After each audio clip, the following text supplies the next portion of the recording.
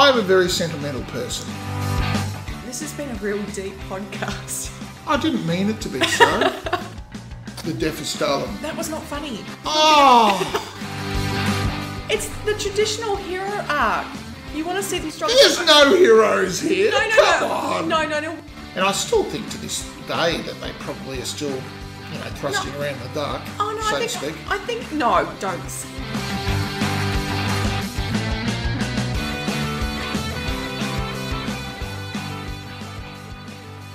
And welcome to Considered and Conceited. This is Paul speaking, and we have with us tonight a very special guest. Who's our special guest? You. Why am I the special guest? Oh, don't you feel special? I'm here every week. I'm not a guest. Yes, but okay, all right. It was the first thing that came to my mind, and I just thought, I'll throw it out and see where that goes. Wow, I know where I stand or sit. Well, I do all the work. Oh. Wow. Yeah, well, maybe that's not entirely true. Can I just say, yes. Remember this, because later on tonight I might be going, I'm sorry, that's right, you do all the work, go for it, Paul. Anyway, after our debacle last week with, what's his name? Anthony Hopkins. Thank you, that's what I was after. So you do all the work, yeah? I looked for 2 weeks trying to find when you said Anthony Hopkins clearly so I could put it on the thing. So now I've got it. Thank you. So that's going up on the title. Oh my gosh. Cut and paste. Crazy. Okay, now, what have we got this week? We've got 2 very upbeat and happy films. Yeah, it was a bit depressing this week, wasn't it? Yes, well, people, we promise we're going to do light, fluffy stuff next week. Definitely. Yes. Well, something more light and fluffy. Yeah, well, as much as we're capable of doing light and fluffy, So we have been looking at, people have been putting up movies on our Facebook page. Mm-hmm. So we've been going through doing one Facebook Friends movie and then one that we've put up. Right. So this week we had Shawshank Redemption put up by Derek. Hello, Derek. How are you? Hi, Derek. Hope you're enjoying yourself. I wonder why he put this film up. I suppose it's a bit of a favourite for him. Well, isn't it like a cult, like nearly every guy on the planet likes Shawshank Redemption? I don't. Okay, every normal guy likes Shawshank Redemption. It's too light and superficial for me. Okay. No, I'm just joking. Yeah, it's pretty good. I was going to say, really? But yeah, I thought it's like the Godfather. It's like the movie that men like to watch. Yeah, I think they need to get out a bit more. Well, you don't want to tell people that because we want people to watch movies. I think more men need to watch Hysteria. I think they do. I think they would learn something. I think they would learn many things. Little enjoyments as well. Anyway, so Derek's put up Shawshank Redemption, so we watched it. Yes. So Andy Dufresne is sentenced to 2 consecutive life terms at Shawshank Prison for the murder of his wife and her lover, a crime he did not commit. While serving his time, he befriends fellow inmate Red, who watches as Andy experiences brutality, tries to improve prison life for the inmates, and uses his bank skills to assist the warden and the other guards. Now, coming straight out of the box, I'm going to say, I'll ask you, what is the moral of this movie? Why do you always have to find a moral? Everything has a moral if you look hard enough. That's like you trying to find it the other week with Sunshine. Oh, well, Did you ask Stewie about that? No, I haven't spoken to him. I've been too scared to reach out. I've been thinking, hopefully he hasn't heard of it yet. I want to know if there is a moral. Next Thursday when I go down there, it's going to be what it is. Yep. Well, look, I think the moral for Shawshank Redemption is rich, educated guys get away with stuff a lot easier than poor black guys. No. Well, you think about it. What did he have? He had 2 things. He had an education, and when the world turns to shit, he still had that to fall back on, and he had an advantage over all the other prisoners. I think what the big word in it was, which he said and Morgan Freeman said, was hope.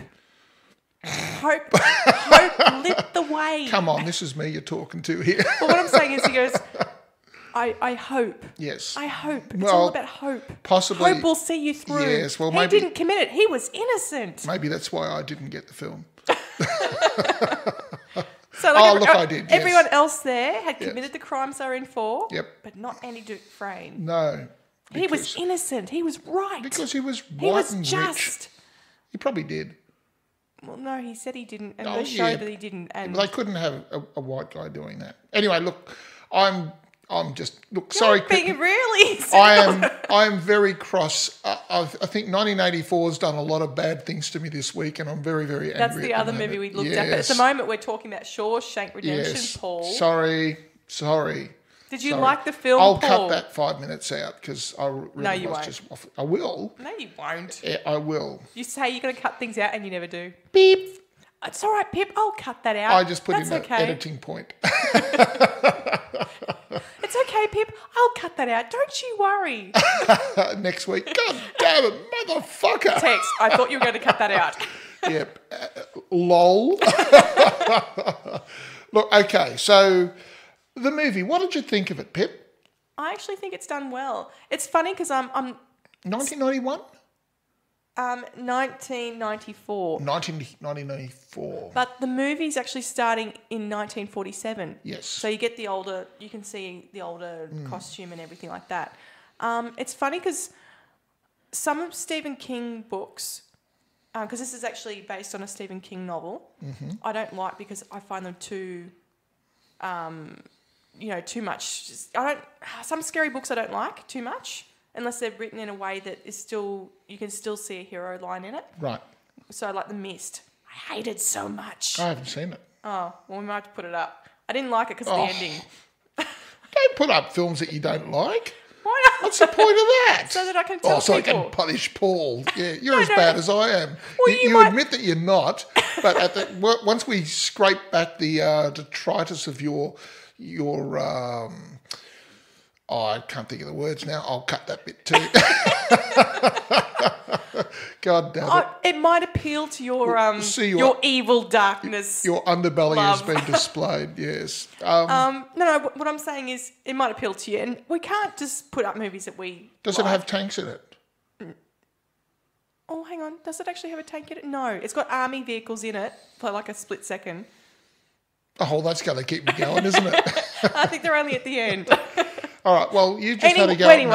You had a go at me for getting onto other movies. Sorry. Back to Shawshank. Anyway, what I was saying was there's some Stephen King books that I didn't like, and also with the films they were made into, I didn't like. Yep. Purely because of the way the storyline went.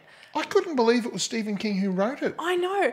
I was very surprised when I first found out, which is whenever I watched the film first time, because I said, but every other Stephen King book that I've read, I hadn't liked just because of the way not because of the way he's written it, he's very talented, but just because I like the happy hero. Well, Jolie told me it was Shawshank. It was Stephen King who had wrote it. Yeah. And I was, bullshit, and Don't bag out Jolie. Jolie knows it.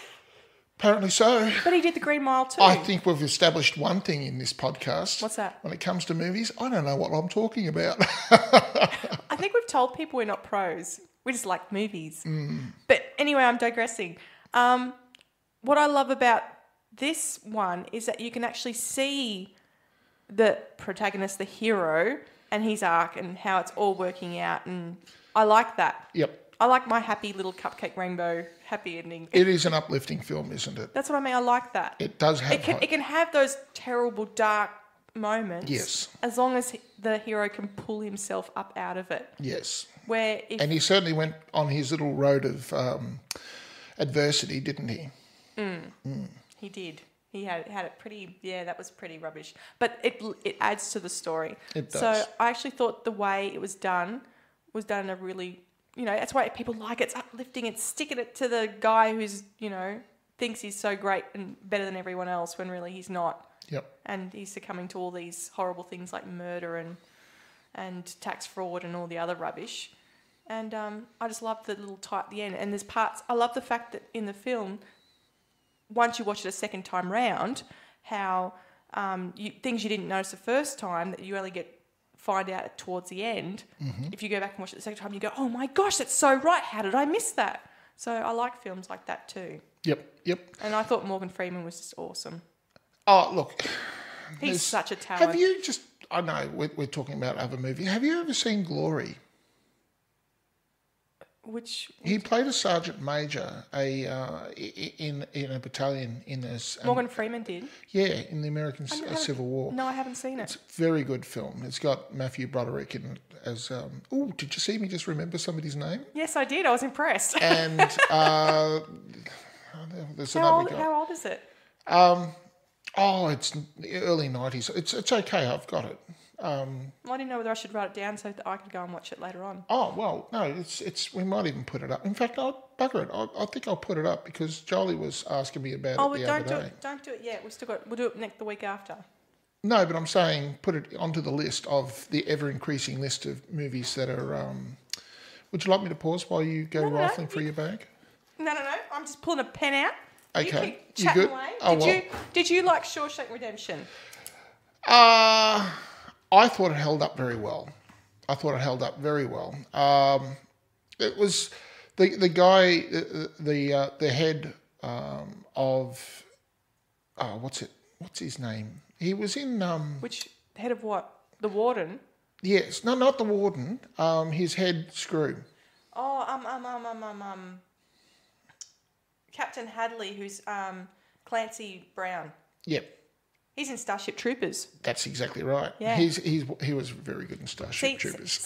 See how much work I do? You look at me reading your stuff. Your research is exquisite. I just remembered it. Did you actually, though? Yeah, I did. Because you didn't actually say his name. The Starship Troopers is close to a favourite. Yeah, but you didn't say his name or the character's name or the movie name. That was me. Yeah, but this is me. You're not expecting me to actually remember details, are you? Well, I think people like details. Yeah, I know but they're overrated. You know, I like to just fly past. We've always got you to fall back on for all the actual information.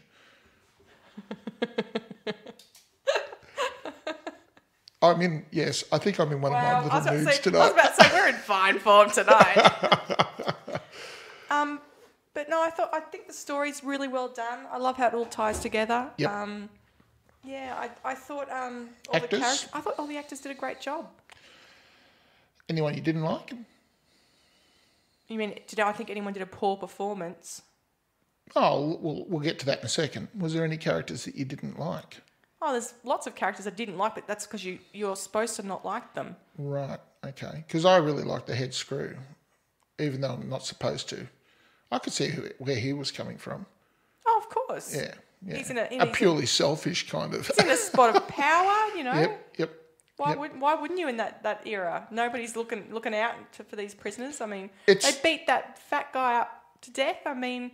there was not even an eye, nobody bat an eyelid or anything. I will say something that we said just before we started recording about how this film is a little bit linked or it can be informed by watching 1984 beforehand. If you're planning on watching the movies we're watching, watch Shawshank Redemption first before 1984 because it will actually put a bit of a darkener on it. A bit. Oh no! Do you know what? I didn't research that well. What's that? Well, what made me go ooh was that both Shawshank Redemption and 1984 had the same cinematographer, and I haven't written down his name. It doesn't matter. We've never discussed a cinematographer before. Well, I find it interesting because I like the way if you see way similarities scenes are shot, between two movies. Yeah. Yes. I thought it was interesting. Have you forgotten about Captain Blood? Have I forgotten about it? Have I seen it? No, we were going to watch Captain Blood. What were we? We were. Did we say that on one of the episodes? Yes, we did. Which one? Oh God, it's going back a bit. Remember what when was I said regarding? It was? Well, remember when I said, "Oh, well, that was." Was it the pirate one? Yes, it was after Casablanca. Yes. Yes, because he did the same as Casablanca. Yes. He was the director in Casablanca as well. Yep. So make sure you've got that one written down. We really need to go back and listen to our own stuff, don't we? So we can remember. I listen to it. I do pretty well forget most of the details, but okay, well, we're meandering terribly tonight. I know, sorry everybody. I hope it's not too bad for everyone else listening. I'm sure it is. Episode 9 we were talking about Casablanca. Yes. So we're talking about Michael Curtis. It says here Captain Blood, you're right. Yes. The Adventures of Robin Hood. Yeah, The Sea Wolf and a few other films he directed. Yes. Okay. Okay, Sorry, I got so distracted. Pip, Yes. what score? Is there anything else you'd like to say about it? Because, maybe we should just talk quickly about the actual plot a little. I thought the plot was fine. I thought it ran really well. Right. The fact that people wouldn't just watch it once, you'd have to go back and watch it a second time. Because people, there were things that you only find out at the end and you might want to go back and actually see it. And that's why having more than one watch is not a bad thing for this film. Mm. So, Though I would keep, I saw it, last time I saw it was 15 years ago. okay. And I think I spaced it out just right. Oh, yeah, you don't want to watch it over and over and over and over. No, good Lord, again. no. Once a decade is more than enough. It can be a little disheartening, especially if you watch 1984 first. But no, I love the ending, and I think it's just done. It's tied it together all nicely, and I think the actors are all very talented. It's all done really well. I love the fact that because it's done over a 19-year space, that they've actually aged them. Yes, they did that very elegantly. They did it very well. Yes. So at the start, Morgan Freeman's got black hair, and then it's starting to go grey. And also the fact, big shout out to the makeup department. They did a great job. Yes. Like the way they aged everyone. Yep. Was fabulous. It looked great. You could actually feel like time had passed. Who was your favourite? Oh, well, Morgan Freeman. Yes. Though I liked Brooks as well. Brooks. Yeah, the old guy. Yeah, what's he been in before? He's been in lots of things, I think. He looked very familiar. He was James Whitmore. I only saw him out of the Planet of the Apes. He was in the original Planet of the Apes. Oh, God, he was one of those 3 astronauts, was he? Bloody hell. So jeez, I didn't. He's in heaps of other movies, but I didn't. Right. I hadn't watched any of them, so I didn't write any of them down, so I didn't recognise them. But yeah. What's your star rating for it? I reckon an 8 because it is a good movie. People should watch it. And you would recommend it? Yes. Okay. Well, for myself, I would have to go. It is a classic. It has become so, hasn't it? It has very much so. And most people... I don't understand the fervour of which people say it's the greatest movie of all time. I get that. Do you? It can really pick people up to, just... Maybe it's something... Maybe this is more about them than it does about the movie. I don't know. What was interesting about this film... Can I interrupt you for 2 seconds? Mm-hmm. Is that it had all these nominees for awards. Yep. But because Forrest Gump came out in the same year, I didn't win as many. Forrest Gump came out in the same year, did it? Oh, well, no, Forrest Gump's definitely the better of the two. But that's what's interesting because on my DVD case it says all these nominees and I'm thinking, it didn't actually win any of these awards. Why? Good old Forrest just come wandering in. And Bruce, my husband goes, well, what movie came out? And I went, no. And he goes, Forrest Gump. And I went, oh. Tom Hanks, well, there you go. Yeah. So even though it's a good film, because it came out in the same year as a very good film. Yep. An all-time classic, right? Yeah.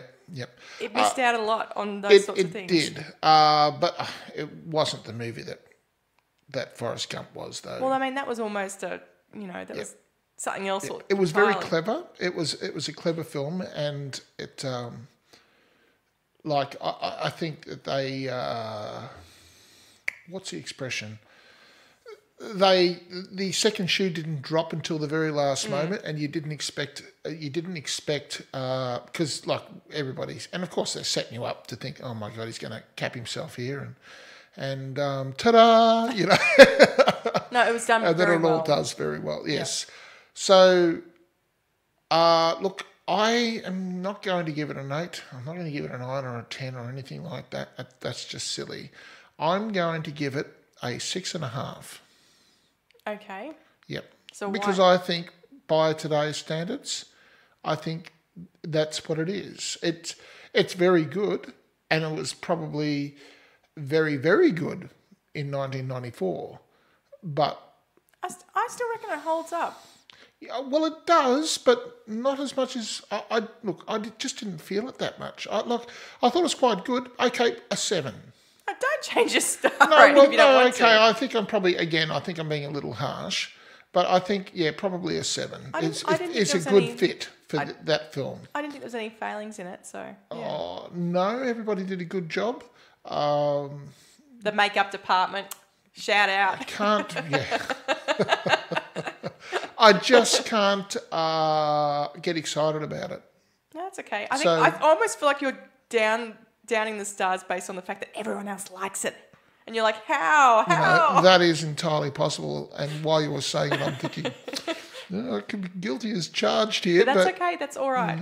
Yeah. So 6.5 from you? No, 7. 7. 7. I'll come to 7. So 7 stars from Paul and 8 stars from me. Yes. I don't bow down to peer pressure, you see. I thought the film was fine. Don't start. Jeez. Tell you what. All right. So just checking time. Oh, yeah, we're good. We're just where we want to be. Now, I didn't realise we were timing ourselves. I always time us. Really? All the time. Wow, I just blabber on until I run out of stuff to say. It depends. Like, it depends if we're really on the roll, and we're hammering away, and you're like destroying my very soul with your what you like in comedy. Then I will let it run out. I will let it go out to its bitter end. But if we're just yammering on about a film everybody's already watched about, then I'll take it up to where we are, and then I'll chop it off at the neck. It's fine. That's incredibly organised of you. Are you impressed? Very. I'm sure the listeners impressed. They're just going, get on with it. So now what we're going to do is something a little bit different here. We're about to go to a break, but before we do, I'm just going to say a few things about 1984 before we start. I watched this earlier on in the week, and I sit in a truck for a very long time, and I think about these things sometimes, probably some would say too much, and fixate on it and everything like that. And I have to say I've really got my head up over this. So I'm going to give people the option and say, look, if you're not the kind of person who likes to listen to people ranting and raving about, the political dynamism that is happening in the world today, or, about anything else, I'll give you the option, I'll put on some music and you can turn it off and we'll see you next week. Because I don't know if I'll be able to contain myself. I'm really, really furious with a lot of things, not necessarily about the movie, but it's really churned up some grief for me. So trigger warning. I don't know. We shall explore that, shall we? Anyway. So in other words, Paul is saying if you're not up for any political rubbish, feel free to. We won't get offended if you stop now. We'll give you a prior warning. Yeah. We won't be offended if you turn us off now and listen to us again next week. Yep. If you would like to listen to Paul give his opinion on I will a movie be giving / political Yes. rubbish in full force, please feel free to keep listening. Yes, it could be a bit extreme. So, I might have to put the tinfoil hat on and everything for this one. Oh, God. So I can't run away. No, and that extends to you. I'm quite happy to I will sit here and just yammer into the void myself. I will go down with the ship. And on that, shall we say, for those people who want to bow out now, we'll see you next week. Catch you later. And now for a walk in the Black Forest.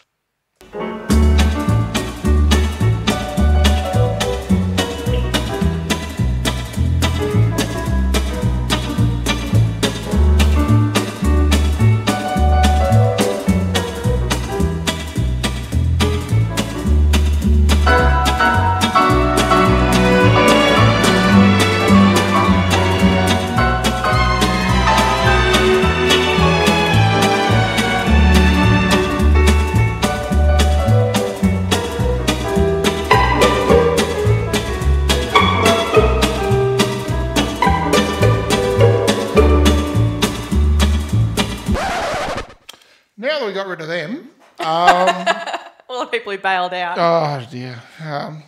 Look, I just thought it was probably a bit fairer for because I think it's a nice thing to offer. Well, yeah. Some people go, "Do I feel like a hardcore political debate?" Not really. Not really. All right.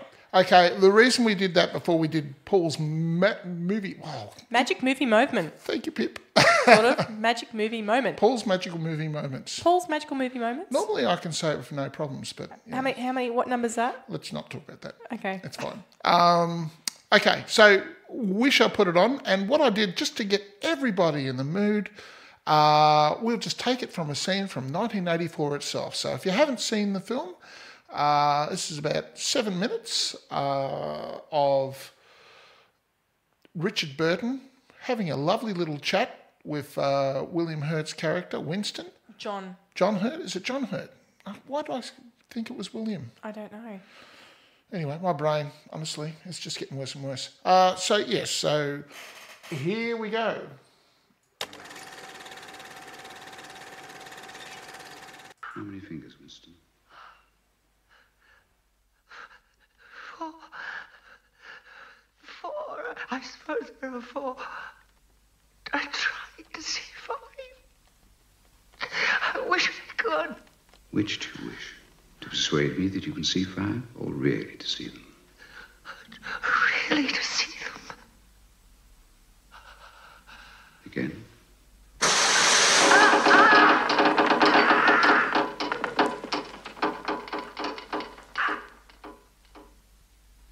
How many, Winston?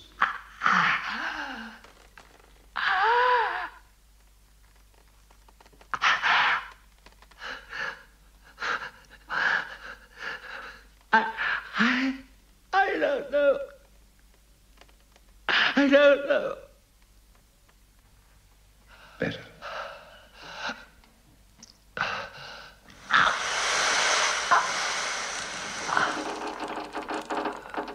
No one escapes, Winston. There are no martyrs here. All the confessions made here are true. We do not destroy the heretic because he resists us. As long as he resists us, we never destroy him. We make him one of ourselves before we kill him. We make his brain perfect before we blow it out. And then, when there is nothing left but sorrow and love of Big Brother, we shall lift you clean out of history. We shall turn you into gas and pour you into the stratosphere. Nothing will remain of you. Not a name in a register. Not a memory in a living brain. You will be annihilated in the past as well as in the future. 3,000.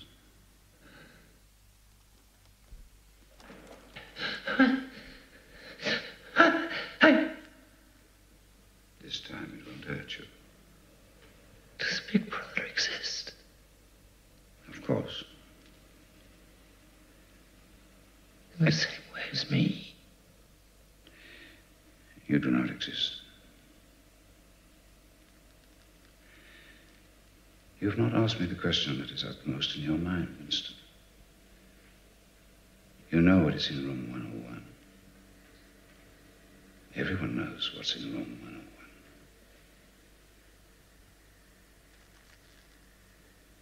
101. Now, fix your eyes on mine.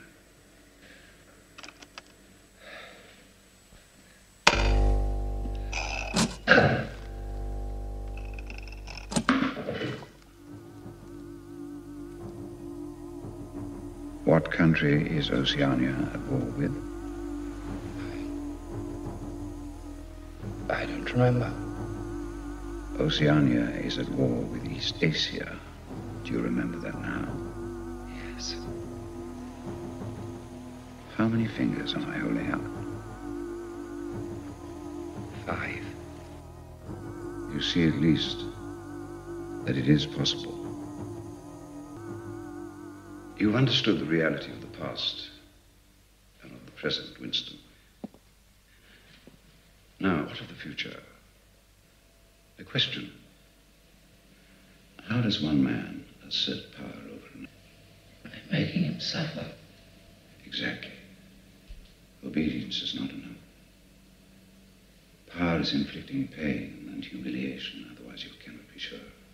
Power is tearing human minds apart and putting them together again in new shapes of your own choosing. Power is not a means, it is an end. In our world, there will only be triumph and self-abasement. Everything else we shall destroy. The past is forbidden. Why? Because when we can cut man from his own past, then we can cut him from his family, his children. There is no loyalty except loyalty to the party. There is no love except love of Big Brother. All competing pleasures we will destroy. If you want a vision of the future, Winston, imagine a boot stamping on a human face forever. Winston, you are thinking that my face is old and tired. That while I talk of power, I am unable to prevent the decay of my own body. But the individual is only a cell, Winston. And the weariness of the cell is the vigor of the organism. You'll fail. Why? It's impossible. Hatred and fear have no life. Why is hate less vital than love? I don't know. But somehow you'll fail. Something will defeat you. Life will defeat you. We control life at all levels.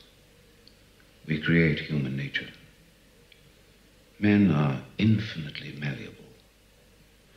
Or perhaps you return to your old idea that the proletarians will arise. Put it out of your mind. They're helpless animals. Humanity is the party. I don't care. In the end, they'll beat you. Sooner or later, they'll tear you to pieces. On what evidence? Goldstein's book. I wrote it. Or at least I collaborated in writing it. No book is individually produced, as you know. I just believe it.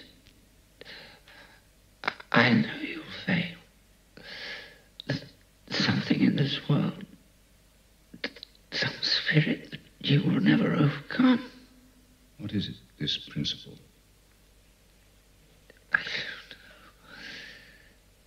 The spirit of man. And do you consider yourself a man? Yes.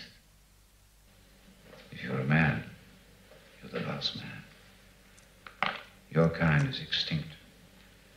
We are the inheritors. Do you understand that you're alone? You're outside history. You unexist. You unexist. You unexist. You're an unperson. You're the What? last man. How Man is did you feel about extinct. like when people were just being eliminated out of history when he was sitting there in his little cubicle, like setting fire to their pictures and just rewriting history as they went Oh, look, the whole shooting match was with just the whole Fox Studios logo sitting over the top of it. it was incredibly depressing. Well, yes, it was a bit, wasn't it? It was, So yeah. that was 1980, scene from 1984, which came Yes. out in 1984. Came out in 1984, yes. Funny that. Yes. No, the two people were Richard Burton, who died a couple of months after that scene was filmed. Did he really? He was so arthritic. He'd lived a very hard life. He was so arthritic that they actually had to get somebody else to hold his arm up to do the four fingers. Oh, wow. Is Yeah. that why they do this certain... I noticed they cut in a certain He couldn't way. sit. He could barely sit down. Poor mate. Okay. So yeah, he was in all sorts of bad ways, sort of thing. So when he looked old and haggard, and when he was saying, I might look old, and all the rest of it, He meant it. he really meant it because he was essentially dying. Okay. So now, Should I give a storyline before you start going right into this? Okay, that's not. yeah, you better. So it's Britain, 1984. Britain has been they've been involved in war, and it's still ongoing. And what have I written here? Why have I scribbled that out? That's weird. Don't worry. Sorry. I should have had the other drink. Boom. So Britain, they're in war. It's still ongoing. And they're now joined in a super state called Oceania. Oceania. Yes. Yeah, which is essentially Western Europe, England and America. Yes. The film follows Winston Smith, a low-ranking civil servant who's struggling to enjoy life and his individuality as the regime's overwhelming power and influence tries to remove these on both a political and personal level. How's that? Sounds good. Gosh, I had more stuff written here, but I scribbled it out and now I don't know why. Now, can I ask you... That was really... I don't know why I So did that's that, your sorry. first introduction to George Orwell. Now, No, I've read Animal Farm. You have read Animal Farm. I have. And that I is... haven't read 1984. I didn't read the book before watching the film. Yep. Which, after speaking to a friend who's read the book, she said, oh, you don't want to read it anyway. But then I found watching the film, I actually went back and read like a short version of the book, Yep. you know, like just a abbreviated version. Yep. I found that actually helped a couple of things because there were a couple of things that flagged for me, but that's purely from a movie storyline following Sure. thing that I like. Yep. Okay. But no, I've read Animal Farm, but I hadn't read 1984. Can I ask can I ask first of all, what did you think it was actually about? What do you think he was trying to say to us? Can I give you some historical perspective then?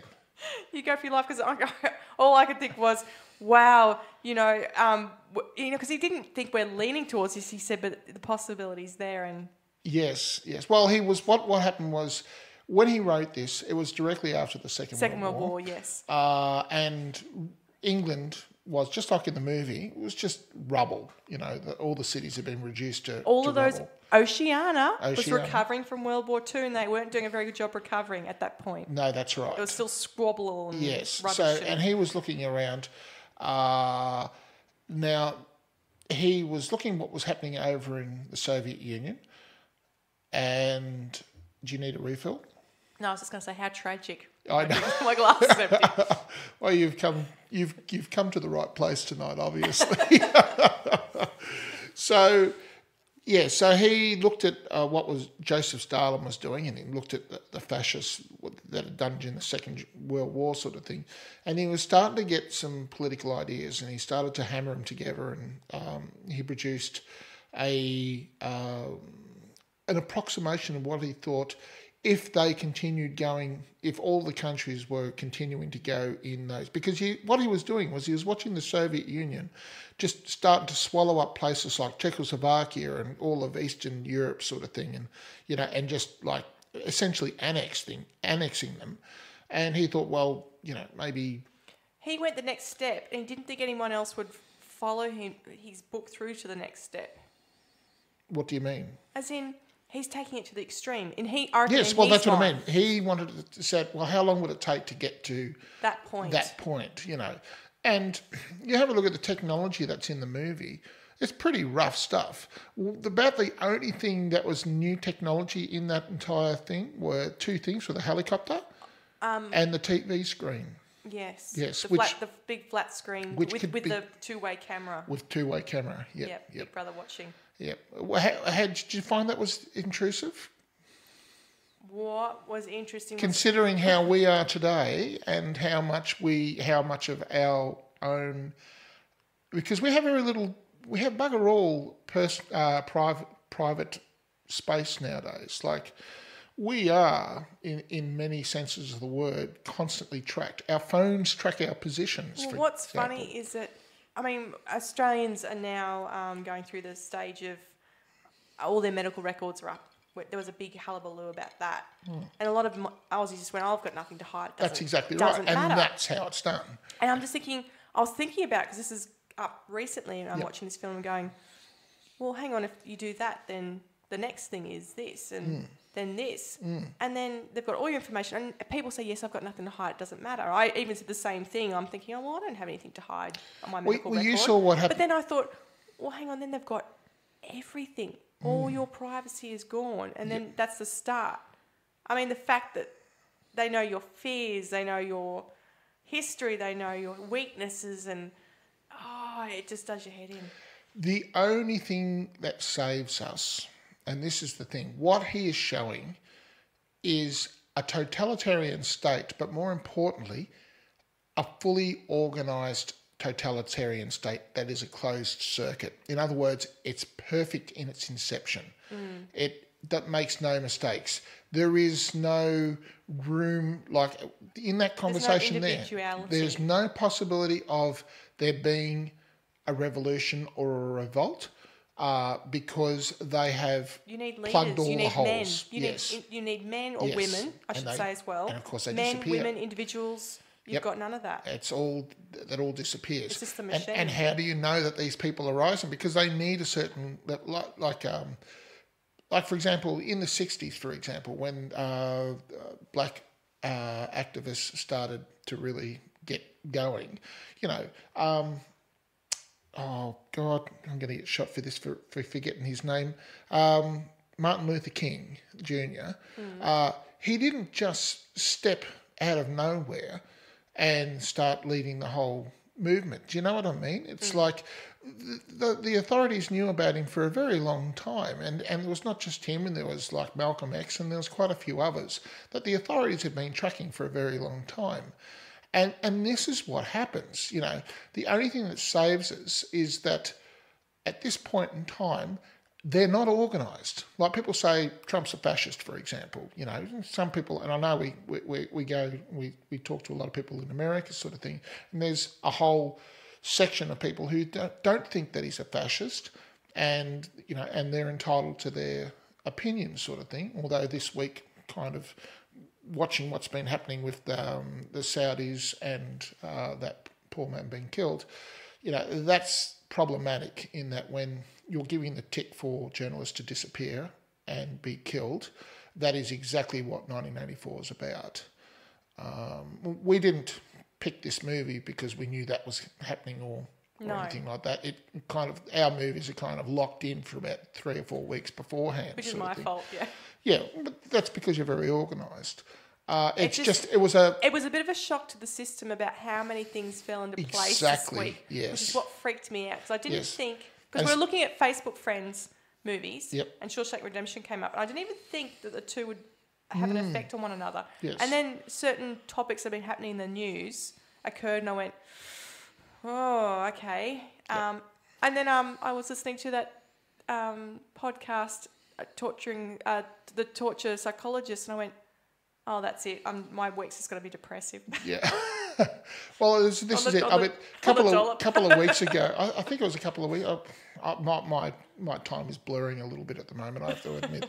I think it was last week that he went for an interview with somebody, some American journalist who hadn't yet been shot and killed.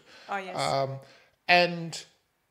And that's the whole point of what he's trying to drive and get people to start, going fake news and all the rest of it. As soon as they lock into that, well, he's got half the battle won right there, because he can just essentially say whatever he likes and nobody has any channels of discrediting him. People they can only hear what is available to them. That's exactly right. If they're not even listening to that, then... If it's all just what they want people to hear, then that's it, isn't it? It's like that scene where William Smith is reading a thing and it says chocolate has been dropped to 30 grams or whatever per person. Yep. And he rewrites it to say government increases chocolate from 20 to 25. Well, this is why I was kind of... And I went, oh my gosh. And people are like, oh, isn't this fabulous? It's wonderful. You're seeing it happening right now in front of us sort of thing. It's that just spin, and then they just... because it's a completely closed unit, they have the ability to completely... There's no fact checker. No, that's it. And because he's a smart man and he can remember things and certain little details are locked in. Our protagonist. Yes. Winston Smith, sorry. He can actually remember. And this is it.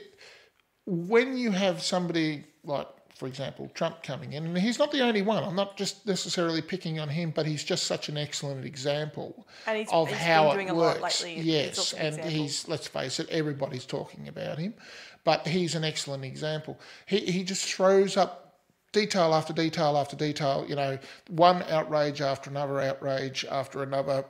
Any one of these things that have happened over the last 3 weeks would end any other presidency in normal times. But it's just this ongoing barrage of, and people just become numb, you know, and that's exactly how. I find we're doing it here as well. I mean, Oh, yes. we're talking so much about gay marriage and all these things, which are very important still. Yes. But it means other things that might be responsible for our economy and just social welfare and all those sorts of things are not even looked at. People don't even know that they're happening. Yeah, because they're constantly, the board's constantly being moved. They just want them to talk about the things they want them to talk about. Yes, talking points. And that's it. Yep. And it's a Yep. scary And there's thing. no And when you way watch, of being able to bring focus to the actual problems. and then when you watch a movie like 1984, it just makes you go, oh my gosh, and this was written after World War II and then filmed in 1984 and now we're here in 2018 and it's just... It's somewhat upsetting, gosh. isn't it? Yes.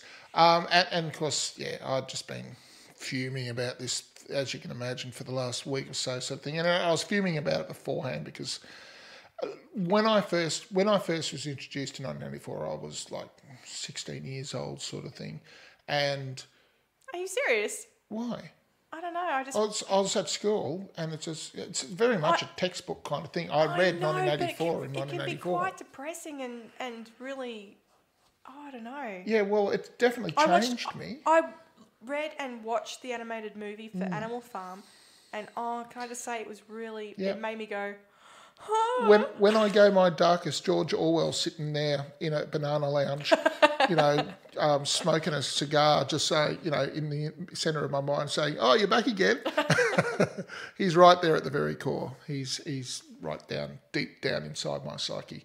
And as I said, he's never got out. He's always been in there, and because the lessons are very clear in the book, and they are. And look, the movie is Can I ask a you something? very truncated version of the book. I realise that.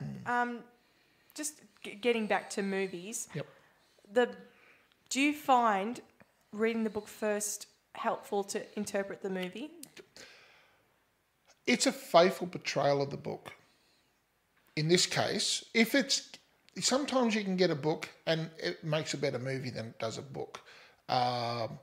Sometimes it's the opposite. You know, it's not always the case. Like Lord of the Rings. Because you read the book before you watched the movie. Lord of the Rings are 3 great movies. Lord of the Rings, the book, is a very stodgy piece of literature. I'm sorry, but it goes on forever and it wanks on exponentially. Can I say something? What? I'm not as big a fan of the Lord of the Rings movies. I didn't like them. Well, I that enjoyed much. them. Yes, I'm just saying. And the first time I read the Lord of the Rings books, I was quite young, and therefore I had difficulty with them. As an adult, I enjoyed them more. Did you? I had difficulty with them whenever I read them. And I read them about 3 times through my life. And each time I just went, oh my God, this just goes on and on and on. But I don't know why I keep going back to it, but I tend to pick up on these big weighty tomes sort of thing. Like I was a little precocious in my reading when I was a kid. Like when I was, I think I was 10 when I read War and Peace. And no child should be reading. Yeah, I didn't have friends, went to the library a lot. And I sat there and I read War and Peace, and it was like, I didn't understand 3/4 of it, and I shouldn't have read it at that stage of the game. You know what I'm saying? Like, but sometimes you just, kids can do silly things. I went and saw Jaws when I was, yes, I remember 7 you saying. years old. I was always trying to have new experiences, sort of thing, in that respect. So Okay, I had very easy childhood. I was, what was it, 10? I was reading... we are well and truly digressing here. Sorry, I'll shut up. No, well, I should have shut up too. That's weird, okay. Yeah, but yeah, so that's what I mean. I tended to read some weird stuff, and 1984 was kind of one of those ones that probably I shouldn't have read it because he got in and he never ever let go of me. Now, some people would probably read it and it'd just go... They get something different out of it. Well, they might just go through one eyeball and come out the other. They may not think of it, but I tend to be a politically minded person because I'm interested in the outside world. And so, essentially I just want to know everything and I want to know it now. And I couldn't be bothered, super analysing everything because I just need to find everything out now. You know what I mean? Like you can research things to the nth degree, and at the end of your life, you've got several PhDs on, the barnacle sex life, for example. That's what I'm saying, though, whereas I just want to know about everything, I'm not saying I'm a polymath or anything like that. I just, I'm a generalist. Which is funny because I find I'm interested in certain things, and some things I feel I have to know because it's important. And then other things just make me go, oh my gosh, and feel sick in the stomach. I'm thinking, well, do I really want to know this? But then you don't want to be sitting with your head in the sand because then you'll be helping them. So can you ask yourself, why don't you want to know about certain things? Do you feel that... It is depressing, but the thing is, if you don't know... Is it that risk adverseness coming out and saying, I don't want to know about this because it might upset my worldview? Well, yes, we know that already. I you know me, I like everything to be happy. But the thing is, if you're not aware of it and that you don't know that it's bloody awful... Plausible deniability. Well, then you can't make it better. And no, you can't make it better. No, but the thing is, if you at least know about it, you can work towards it. Yes. So I have to admit, 10 years ago... Is it a control thing? Pip would have just gone, oh, that was a horrible movie. Oh, man, I'm so not watching that ever again because that was just really devastating and depressing. Whereas now this Pip goes... Well, and that actually happens now, and we're not in that too hardcore as that, but it's heading that way if you don't keep an eye on it. Whereas I'm all the way out the other end going, God damn it! I'm sure I'll be there in another 20 years. Yeah, well, if you hang around me, I'll probably be putting you through movies like that sort of thing. So I think 1984 is still relevant, as in it's still... terribly relevant. But as in, it will make people go, that's depressing, but I can see aspects of it happening now. And if you're listening to other podcasts and reading other books and watching other movies and watching the news, there are little things that keep triggering. It will never not be relevant. And the reason why, it's about control. And it's not just control of people's actions and where they're going and controlling. It's controlling their thought, their very thoughts. It's like the whole premise of it when he's saying they can't take that away from you. They can't get down and... they can. There was that scene where he was standing there with Julia and the two of them are listening to that lady singing. They'd never heard her singing before because they don't have music there. No. I'm like, oh my gosh, how depressing. But anyway, I'm digressing.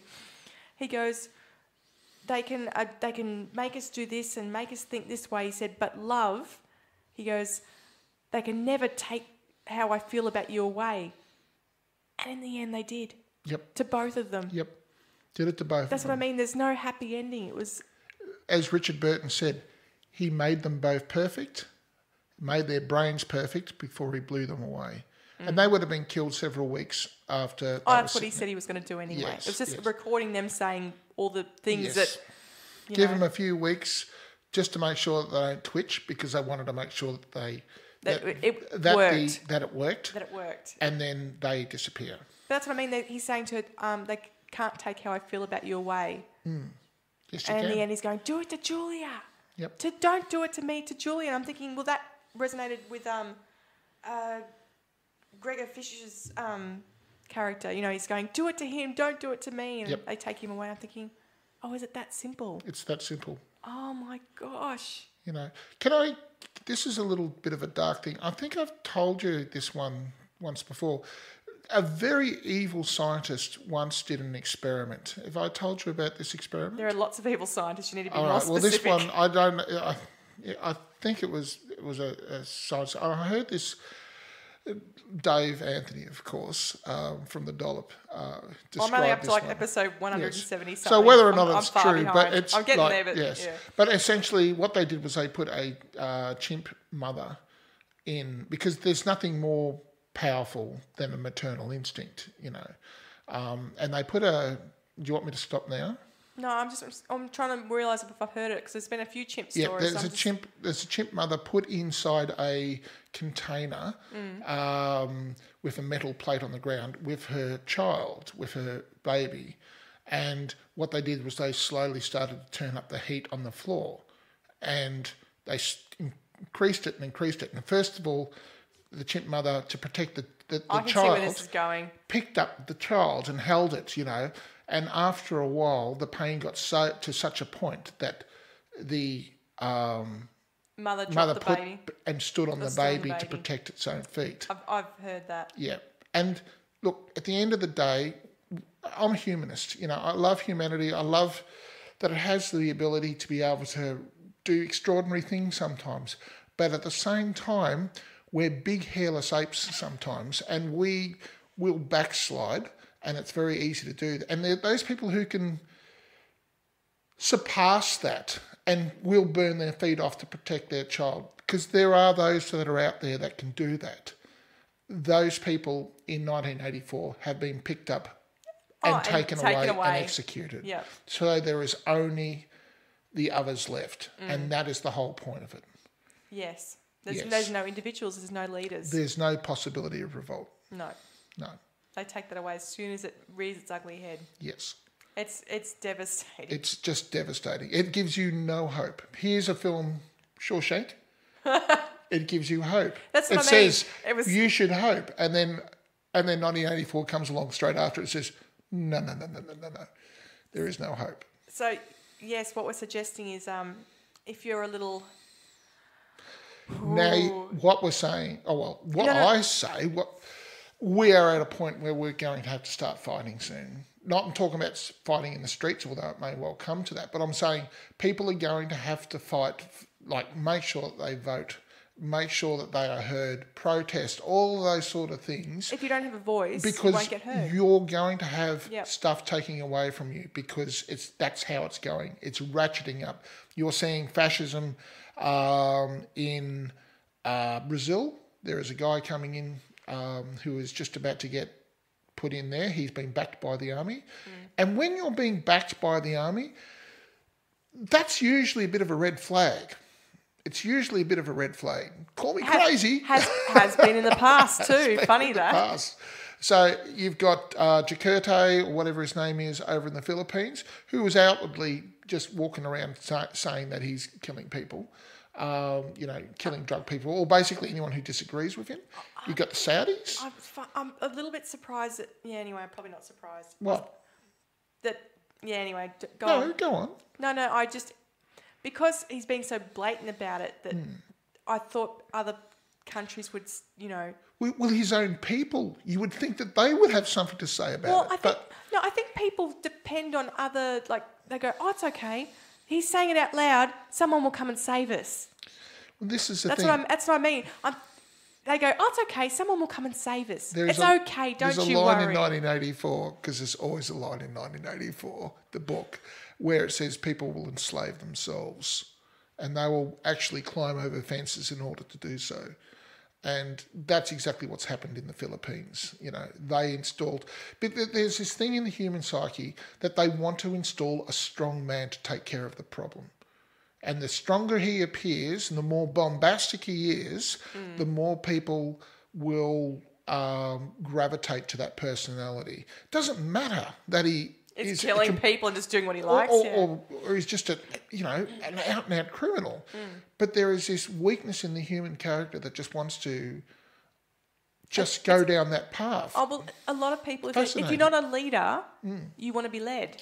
Yes, that's exactly right. So that's we what enslave ourselves. So fun times. Yes. I've been sitting about just grinding my teeth. It's made me think. I'm thinking, what would I do? What would you do? Thing is, I'm not a leader. No. I don't have leadership skills. But I don't know if... I'd probably get shot in the head, because I'd go, excuse me, I think it's not right. Boom. You wouldn't get to that point. Once they get installed and once they're really rolling. Oh, no, I'd just be shot. No one would see me ever again. And the fear... Once it gets to look at Nazi Germany, for example. I couldn't keep my mouth shut, but I couldn't lead people. Yep. Now, when the Nazi Germans got in, first of all, they were democratically elected. I know. That's rule number one. They usually come in through the front door. It helps. It helps. Gets everyone on side. Second of all, everybody thought that they could control them. Everybody thought he was a bit of a laughing stock. Gosh, that sounds familiar to somebody else. I didn't think it was that. It was more like, Oh, he'll be right. We can control him. He's just Yeah, a silly little man, with a funny little mustache who looks a bit like Charlie Chaplin. Bit of a mistake that. But once the Night of the Knives hit, which was like the Nazis essentially went all through Germany, all their political enemies and everybody like that, they were all assassinated by hit squads all in one night. Beautifully organised, to the point where Stalin, who heard about it... I was about to say, it was in The Death of Stalin. They were actually showing people going out in the night and just going, you, and you. Yes, yeah. And they all got taken out. So the next morning, a completely different reality arises, sort of thing. And that's what I mean. They'll be smiling and they'll only show half of themselves right up to the point of critical mass. But once they have got the control and once they have the armies there... They don't need to hide anything. Yes, and then everybody is terrified. And once everybody's terrified, then they've got you. They've got your state and there's nothing you can do about it. You either flee or you're a martyr. And you die. Because you can't beat the state. Yes. And that's why you have to fight beforehand. And you've got to recognise the danger before it happens. That's just history. That's not me ranting on. That's just history. That's what happens. No, it was very interesting. Anyway. But I think what we would suggest to people is if you're going to watch 1984... Yep. It will flag a few things, especially with what's happening in the world at the moment. You could look at it just as a film. Yep. But most people won't do that. Just out of idle curiosity, we'll just quickly do the scores. I don't think that there should be a score given to this film. I think it should be mandatory for every single citizen of a democracy to watch. I don't think so. No, we need to set up a fascist state in order to make people watch this film so that they can stop having a fascist state. Oh shit, it's too late. Bugger. No, I don't. Do you know what? This film I wouldn't suggest to anybody. No, well, purely because it can really trigger people and go, oh geez, and it can make people quite depressed so that all week while they're driving in their truck, they get pretty bent out of shape about it. Very bent out of shape. Yeah, look, I would say for me, for the sheer power of the film and what it sets out to achieve, I'm going to give it a 9. Okay. I'm not saying it's an enjoyable film because, no, it is not, I actually thought all the actors and actresses did a great job portraying fear, strengths, like Richard Burton, just the way it's all portrayed was just amazing. I thought some of the storylines, like when he first saw Julia in that scene where, they're all going, B, B, B. At first I thought, well, I don't know how she's linked because she seems so much younger than him as well. Yep. I didn't know, is she a daughter? Is she a sister? What is she? As in, where in the book it was very clear on who she was. It was quite clear also that that original scene when they were leading up to the BBB, that was all purely... You see, sex runs all the way through this film. Oh, no. There are scenes where it's very clear. But to me... I would have liked it a little bit more obvious from the start, just so that we know, hang on, because I know there's lots of sex talk in it, saying we're not having orgasms, that's wrong, and all that sort of stuff. Have you made the connection between getting the rage, building up the rage, getting them to absolute fever pitch, and then it shuts off the rage and it's the release. Then it's like they're in the afterglow going B, B, B. No, I got that. Yeah. But that's what and they keep bringing that up. It's all coming. It's all in there. The way some of them are talking and how it's working and all the lessons. Because and things man like is infinitely malleable. Yes, I know. But what I'm saying is, I would have liked from the start the relationship he had with her more obvious, just from the start, so that I can tie into that individuality. Because I mean, the family stuff, like they're even removing the case that their family. They're, that's what I mean. So is she family? Is she love? As in, why is it particularly Julia? As in, where in the book it's more clear how their relationships form. Yep. So I would have liked that just for me. Yeah, sure. But that would have given you some sort of pleasure in the film. I know. So we could not have that. No. No. It's a little bit Mad Maxie, isn't it? Yes. Mary and Maxie, in that at least a Mary and Max gives you some pleasure, whereas this is This is unrelenting. no pleasure in this. No. And Mary Max, I do get pleasure at the end. There is that. You get the release at the end. You get the release. You get that 5 seconds, and now we cut to the credits. Yes, I need that. Yes, I don't know about everyone else, but yes. I need that. Whereas this just uses a sledgehammer and just pounds you into the anvil. And I thought some of it. I thought it was shot well, but parts of it, I wanted it. The look maybe even more so hardcore, because I mean you're looking at them totally. They're all just same clothes, dirt. They're living in nothing. I would have liked to see more of his whole room, sort of thing. As in, just some of the shots I wanted a little bit more. And I'm looking at this purely from a film aspect, Paul, and not from a political aspect. Well, that's right. Your sense of the aesthetics was slightly bruised. I wanted a little bit more. Yes, fair enough. So your score rating? I'm finding it hard to give it a star rating. It's very hard, isn't it? Because I found it really depressing and I wouldn't watch it again. No, well, no. But that's what I mean. So I was a bit. But you didn't need find to any read happiness. the book now. You know you need to read the book. Oh, well, I don't know if I can. I've read a shorter version of it. I know that's not the same, but I was like, I don't know if I even can do that. Okay, that's fine. That's fine. I'll At least you think got through about the it. film though. I So got well through the done. film. Well done and for I that. went, yeah. But I told you this is why I put this into a sealed section. I'm going to give it a 5. Yep. Purely because there's nothing. Oh well, besides the things I've listed, there's nothing technically wrong with it. No. But I didn't feel great about it. No. So it's like a middle ground for me. Yep, sure. So, and that's only because I like happiness and rainbows and cupcakes and unicorns and blah blah blah blah blah. They're all being shot in the pasture. And with so much going on at the moment too, and thinking about what we as Aussies should. So you're a little head up about this as well, are you?